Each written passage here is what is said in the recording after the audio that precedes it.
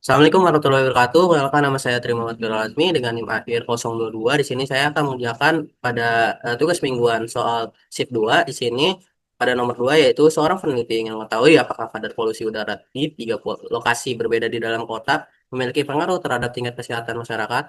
Peneliti mengumpulkan sampel acak dari tiga wilayah dengan tingkat polusi yang berbeda yaitu rendah, sedang, dan tinggi.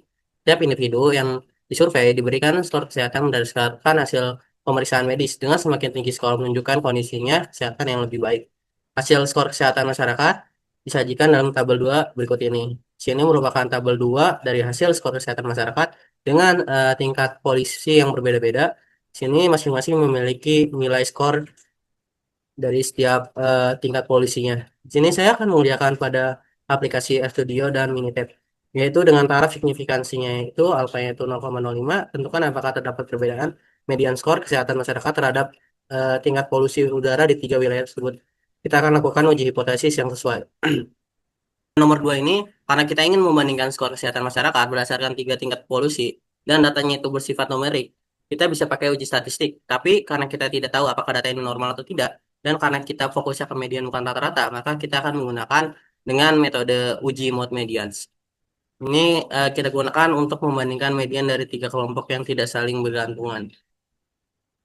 Oke, pada bagian ini kita akan menginput data dengan nilai dari tingkat masing-masing polusinya. Di sini kita memiliki tingkat polusinya itu ada rendah, sedang, dan juga tinggi. Di sini kita memiliki masing-masing sebanyak untuk rendah itu adalah 5 nilai, dan sedang itu ada 5 nilai, dan tinggi itu 6 nilai. Di sini kita memiliki skor kesehatan dari masing-masing tingkat polusinya. Yang rendah itu ada 72, 78, 81, dan seterusnya. Dan sedang juga sama. Eh, Terus di sini kita masukin aja data yang telah kita buat dari soal yang kita udah masukin. Kemudian kedua data yang telah kita masukin ini kita akan gabungkan ke dalam sebuah eh, frame yaitu bernama exam data. Di sini kita akan gunakan sebagai input atau untuk analisis statistik lanjutan. Oke, selanjutnya itu kita akan membuat box plot dasarnya. Kita akan membuat plot dasarnya ini untuk membandingkan distribusi skor kesehatan masyarakat berdasarkan tingkat polusi. Plot ini berguna untuk melihat perbedaan median, sebaran data, dan potensi outlier di setiap kelompok. Dari grafik ini kita dapat memperoleh gambaran awal apakah median skor berbeda antar kelompok. Kita bisa jalanin aja. Nah, di sini kita bisa lihat pada box plot skor kesehatan tingkat polusinya itu untuk yang rendah itu dapat di tingkat 80 ke atas, dan untuk yang sedang itu tingkat polusinya itu dengan skor 70 ke atas, dan untuk yang tinggi itu mencapai 90. Sebelum kita melakukan uji multi median, kita terlebih dahulu menginstal dan mengaktifkan Vex RFID Demoir. Paket ini menjadikan fungsi mood test yang digunakan untuk melakukan uji median antara lebih dua kelompok data independen secara non parametrik. Kita bisa jalanin aja. Oke. Kita tunggu sampai dia terinstall. Nah, pada bagian ini kita akan melakukan uji mood median untuk mengetahui apakah terdapat perbedaan median skor kesehatan masyarakat berdasarkan tingkat polusi. Di sini kita akan menggunakan mode test dengan model itu formula skor kesehatan, tingkat kesehatan yang menunjukkan bahwa skor kesehatan dianalisis berdasarkan kategorisasi tingkat polusinya. Di sini fals ini menunjukkan bahwa perhitungan dilakukan dengan pendekatan asimtotik. Nah, kita bisa jalanin aja. Kan bahwa eh, hasil dari p-value-nya itu kurang dari 0,05 karena kita mendapatkan p-value-nya itu 0,019 yang disimpulkan bahwa terdapat perbedaan median skor kesehatan yang signifikan antara wilayah dengan tingkat polusi yang berbeda. Artinya tingkat polusi udara itu berpengaruh terhadap kondisi kesehatan masyarakat. Eh, Aplikasi MATLAB ini kita memiliki tingkat polusinya itu rendah, sedang, tinggi dengan mediannya itu 78, 68, 86, dan overall itu 76,5, yang berarti median itu tidak sama di setiap kelompok. Dan untuk kolom and overall median ini kita menunjukkan jumlah data itu di bawah atau di atas median keseluruhannya. Selanjutnya itu untuk confidence-nya itu 95%, eh, menunjukkan rentang nilai mediannya pada tingkat polusinya. Kalau untuk hasil uji mood median tesnya itu kita mendapatkan DF-nya itu 2 karena kita mempunyai 3 kelompok dikurangi satu yaitu 2 dan untuk chi-square-nya itu 7,87 itu dari nilai statistik ujinya untuk p-value-nya itu kita didapatkan bahwa 0,20 itu lebih kecil dari 0,005 karena nilai p-value-nya itu lebih kecil dari 0,05 maka kita menolak hipotesis nol. Kesimpulannya itu terdapat perbedaan yang signifikan dalam median skor kesehatan masyarakat berdasarkan tingkat polusi udara. Dengan kata lain, tingkat polusi udaranya itu berpengaruh terhadap kondisi kesehatan masyarakat secara median. Nomor 4, Bang Wasik ingin mengetahui apakah perubahan tampilan terbuka aplikasi mobil dapat mempengaruhi jumlah transaksi yang dilakukan oleh nasabah sebanyak 10 nasabah Bang Wasik dipilih secara acak. Jumlah transaksi mereka dalam seminggu sebelum dan sesudah pembaruan aplikasi telah dicatat pada tabel 4. Berdasarkan jumlah transaksi nasabah tersebut, apakah dengan perubahan tampilan terbuka aplikasi mobil tersebut secara bermakna efektif untuk menaikkan jumlah transaksi yang dilakukan oleh nasabah? Ini merupakan tabel dari jumlah transaksi nasabah. Selanjutnya itu kita akan menuju RStudio. Pada nomor 4 ini kita menggunakan uji Wilson karena datanya itu berpasangan nasabah yang sama sebelum dan juga sesudah dan tidak diasumsikan sebagai berdistribusi normal. Kemudian itu kita memiliki vektor sebelum pembaruan aplikasi. Di sini kita mempunyai dari nilai dari transaksi nasabah sebelum pembaruan aplikasi dan untuk vektor yang kedua itu setelah pembaruan aplikasi. Di sini kita memiliki nilai transaksi-transaksi yang dilakukan nasabah setelah pembaruan aplikasi.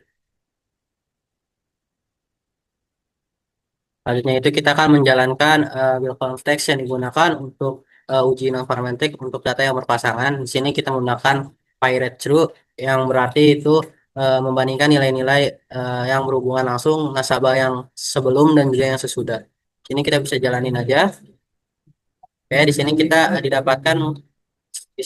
didapatkan bahwa p-value-nya itu 0,005 yang artinya itu kurang dari 0,05 maka kita menolak H0. Kesimpulannya itu pada aplikasi Minitab. Kita didapatkan pada uji tes Wilcoxon itu kita mendapatkan bahwa Wilcoxon statistiknya itu 55,00 dan untuk p-value-nya itu 0,00592115 yang artinya itu terdapat perbedaan yang signifikan antara jumlah transaksi nasabah sebelum dan sesudah pembaruan tampilan aplikasi. Dengan demikian, pembaruan antar muka aplikasi mobile banking OSIC berpengaruh nyata dalam meningkatkan aktivitas transaksi nasabah.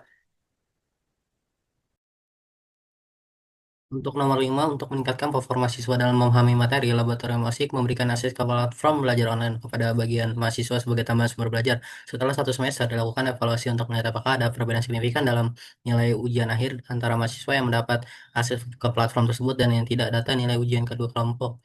Akhir kedua kelompok mahasiswa diberikan dalam tabel 5 berikut ini. Berikut ini merupakan tabel nilai ujian akhir dari kedua kelompok mahasiswa yaitu tanpa akses platform dan juga dengan akses platform. Selanjutnya itu kita akan melanjutkan kepada studio.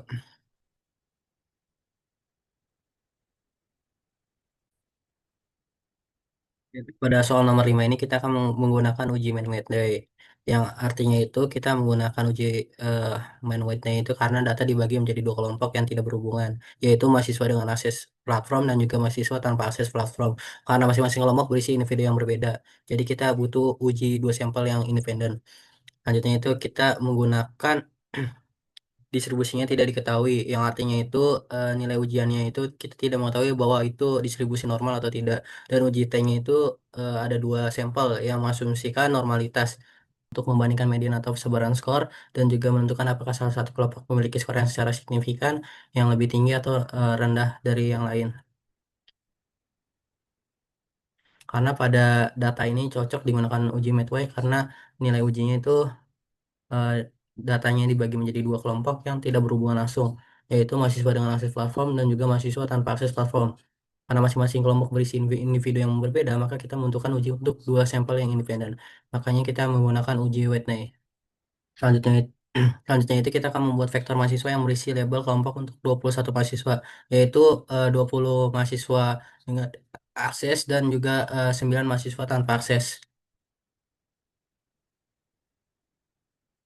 Dan kita akan membuat nilai vektor dari ujian dari seluruh mahasiswa yang dimana itu dengan nilai 21 nilai yaitu 12 ditambah 9 dan selanjutnya itu kita akan membuat data frame dari 2 vektor sebelumnya.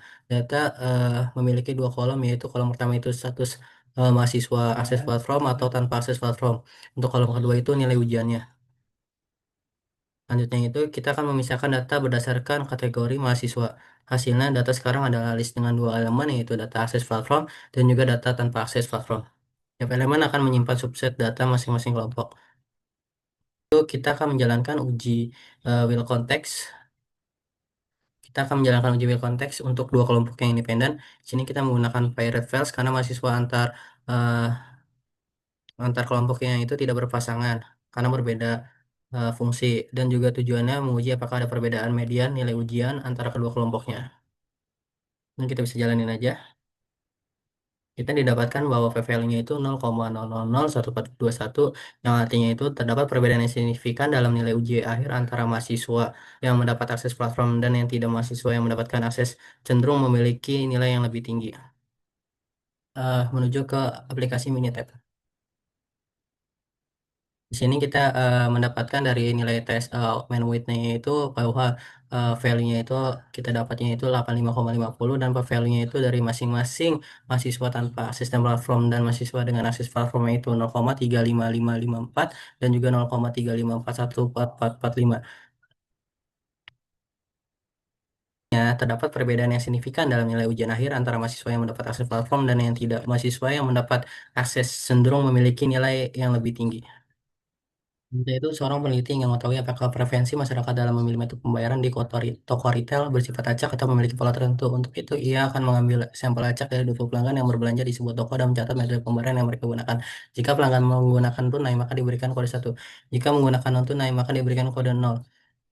Tabel 7 menyajikan data hasil survei 10 orang yang diwawancarai secara berurutan untuk memastikan bahwa data tersebut benar-benar bersifat acak dilakukan di satu sampel dengan taraf kepercayaan 95%. Berdasarkan data yang diperoleh, tentukan apakah urutan metode pembayaran ini terjadi secara acak atau dapat pola tertentu. Kita akan menggunakan aplikasi RStudio. Di sini kita menggunakan metode ujian run test karena digunakan karena data yang dianalisisnya itu berupa urutan biner yaitu pada tunai itu kita ganti satu dan non tunai itu sebagai nol. Dan tujuan analisis ini adalah untuk mengetahui apakah urutan tersebut terjadi secara acak atau mengikuti pola tertentu. Metode ini paling sesuai karena tidak memerlukan asumsi berdistribusi data dari khusus digunakan untuk mengukur keacakan urutan dalam data kategori. Selanjutnya itu kita akan melakukan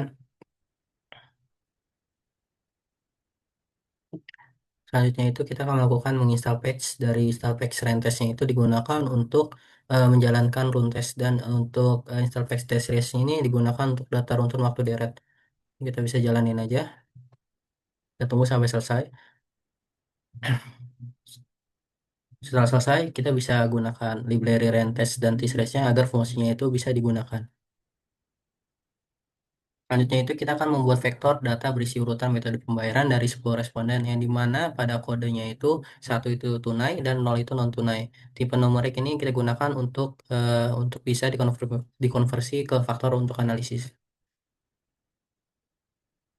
Hasil ini kita didapatkan bahwa standar normalnya itu 0,67082 dan untuk value-nya itu 0,5023 yang artinya itu value-nya itu lebih dari 0,05 maka disimpulkan bahwa urutan data bersifat acak dan ditemukan pola tertentu dalam pilihan metode pembayaran.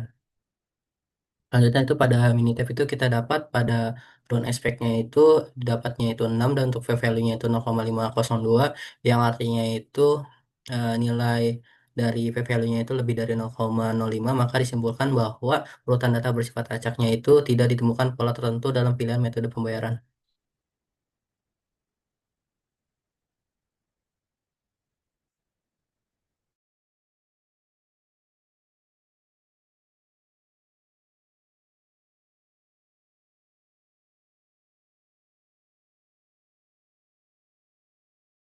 Sekian dari penyampaian saya, kurangnya mohon maaf. Terima kasih.